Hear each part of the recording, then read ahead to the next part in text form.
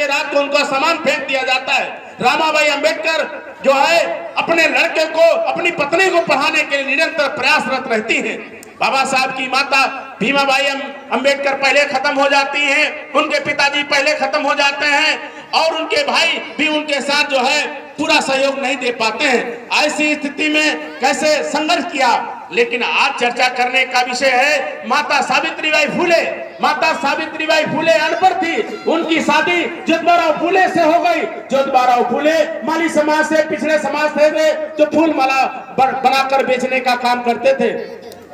और एक समय आया वो अपने दोस्त की बारात में गए, उनको धक्के मारकर ब्राह्मणों ने निकाल दिया कि ये शूद्र समाज का आदमी हमारी बारात में पकड़ बांधकर कैसे चला आया। और रोते बिलखते रहे और उन्होंने संकल्प किया कि अपने समाज और शूद्र समाज को जब तक पढ़ा लिखा कर आगे नहीं बढ़ा देंगे तब तक मैं चैन से बैठूंगा नहीं। उन्होंने बच्चे न पैदा करने का संकल्प ले लिया। पत्नी होते हुए भी जो है आजीवन पत्नी के साथ वो नहीं सोए।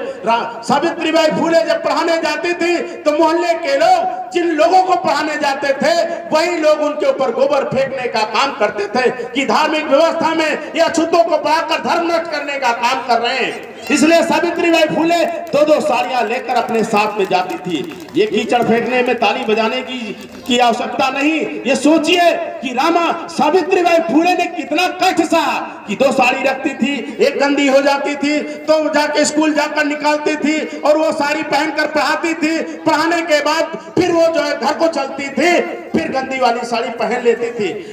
माता सावित्रीबाई फुले का साथ देने वाली शेख फातिमा, शेख उस्मान नाम के 2 लोगों ने उनका साथ दिया और स्कूल खुलवाने का काम किया।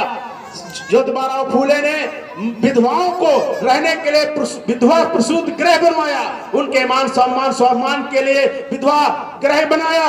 उन्होंने अनाथ बच्चों को पालन पोषण के लिए अनाथालय बनाया, विद्यालय बनाया। इस तरह सावित्रीबाई फुले और ज्योतिबा फुले ने पूरा जीवन समाज को समर्पित कर दिया।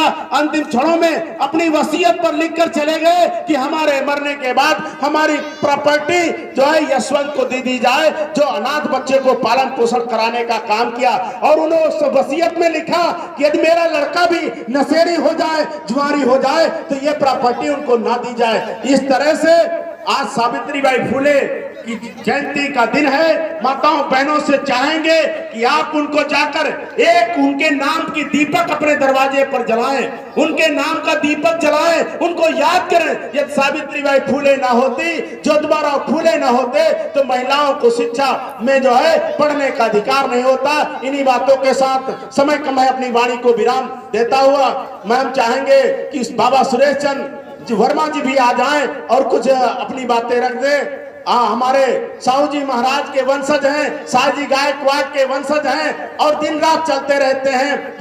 ये इनको जो है जब चलते हैं तभी जो है लगता है कि ये जवान हैं। हम चाहेंगे जो है सुरेश चंद्र बाबा जी आ जाएं और अपनी बात रखें। आदरणीय सुरेश चंद्र बाबा जी। सबसे पहले मैं अपने उन सभी महापुरुषों को जिनकी बदौलत आज हमको यहाँ खड़े होकर बोलने का मौका मिला, उन सभी महापुरुषों को मैं अभिनंदन करता हूँ। और हमारे अभी जो वक्ता थे हरिनंदन जी, बहुत क्रांतिकारी ज्ञान है इनके पास ज्ञान का भंडार है। तो इनकी तो महिमा पूरे जिले में बरस रही है। और ये जो अपने महापुरुषों की विचारधारा का प्रचार कर रहे हैं, इसके लिए मैं इनको धन्यवाद के पात्र हैं। साथियों, आज इन्होंने मुझे यहाँ पर बुलाया, इसके लिए भी मैं इनको बहुत बहुत धन्यवाद देता हूँ। और आज सभी साथियों को इस गांव में जय मोल निवासी सबके अभिवादन से अभिनंदन करता हूँ। सभी को जय मोल निवासी। साथियों, मैं कुछ न कह करके ये बात कहना चाह रहा हूँ कि आज आखिर कौन सी समस्या है कि सारे लोग इतिहास भी जानते हैं, किनकी बदौलत हमको मिला ये भी जानते हैं।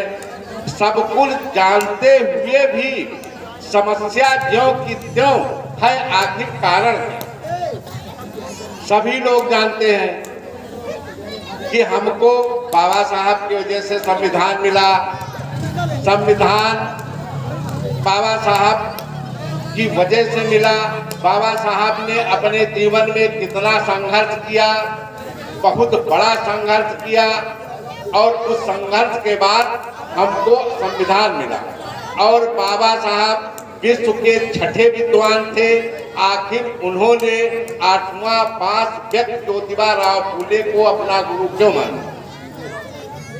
क्योंकि ज्योतिबा राव फूले को अपना गुरु माना, और ज्योतिबा राव फूले ने ही जो आंदोलन 1848 को चलाया, उसी आंदोलन को बाबा साहब ने आगे बढ़ाया। तो ज्योतिबा राव फूले क्या चाहते थे?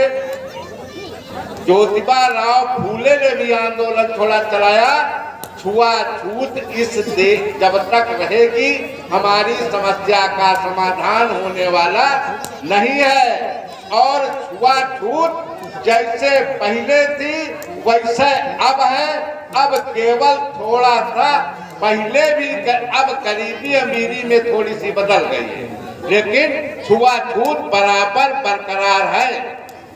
आज इस गांव में हर साल बौद्ध कथा होती है, मैं भी 2-3 बार आ गया। क्या गांव का कोई ओबीसी का आदमी या पंडित का आदमी जानते हैं कि ये हमारे पिछड़े हुए भाई हैं? क्या अपने दरवाजे पर चाय वो अपने गिलास में देता है? देता हो बताइए, जो देता हो।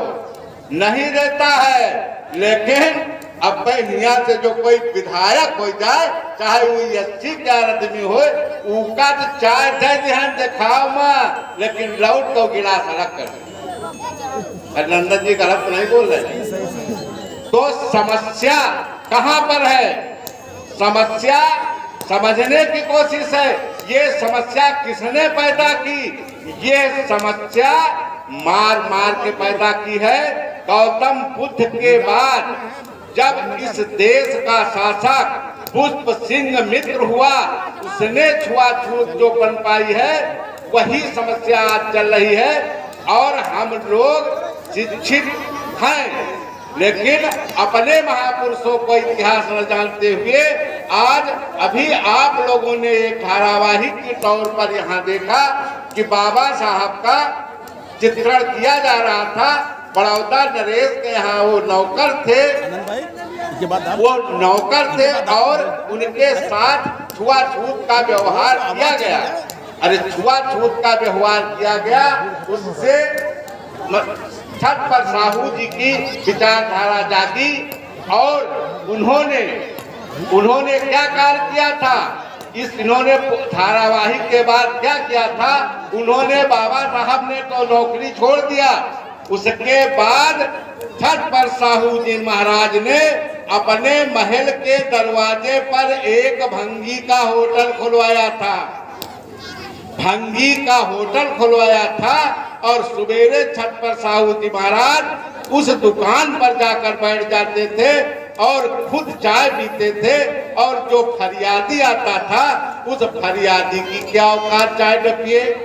तो हमारा कहने के मतलब यह है कि हमारे समाज के आज हम कई जगह, यही बात अभी फतेहपुर में हमने कहा था, कुर्मियों के बीच में था, कि जब तक समाज के जो अपने को धर्म प्रचारक मसीहा नेतृत्व करता मान रहे हैं, जब तक कोई काम अपने आप नहीं करेंगे, समाज उसका देखा देवी नहीं करेगा। अगर इस गांव का सबसे सम्मानित आदमी जानते हुए भी अगर सबको एक साथ बैठकर खाना खाने लगे और चाय पीने लगे, और समस्या का हल हो जाएगा। और ये समस्या प्रवचन इससे नहीं बदलेगी। ये समस्या पुष्प सिंह मित्र ने जिस तरह से ताकत से बदली थी, उसी तरह से हम लोगों को एकजुट होकर के सत्ता बताई नहीं। आज के अंदर हजारों बौद्ध विहारों को मंदिर में बदल दिया था। उसी तरह जो व्यवस्था आज चल रही है, जिस दिन व्यवस्था पर यह शूद्र समाज पूर्ण रूप से काबिज हो जाएगा, ये 24 घंटे के अंदर व्यवस्था खत्म हो जाएगी।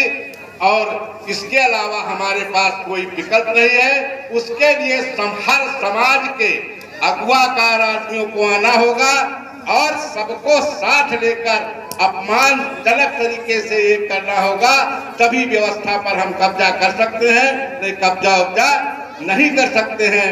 अंत में आज महिलाओं से मेरी गुजारिश है कि वो समझे, आज वो जिसकी बदौलत बोल रही है, पढ़ रही है और महिला कहते हैं कुछ नहीं कर सकती है।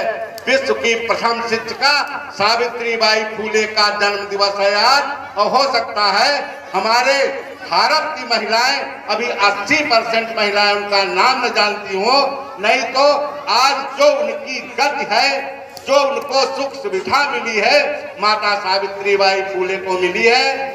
और उनको आज हमारे जैसे हरिनंदन जी ने कहा, इससे विचारधारा का परिवर्तन होगा। कम से कम अपने घर के अंदर दरवाजे पर आज सावित्रीबाई फूले के नाम से एक दीपक जरूर जलाए, इससे भी विचारधारा बदलेगी और समाज में परिवर्तन होगा।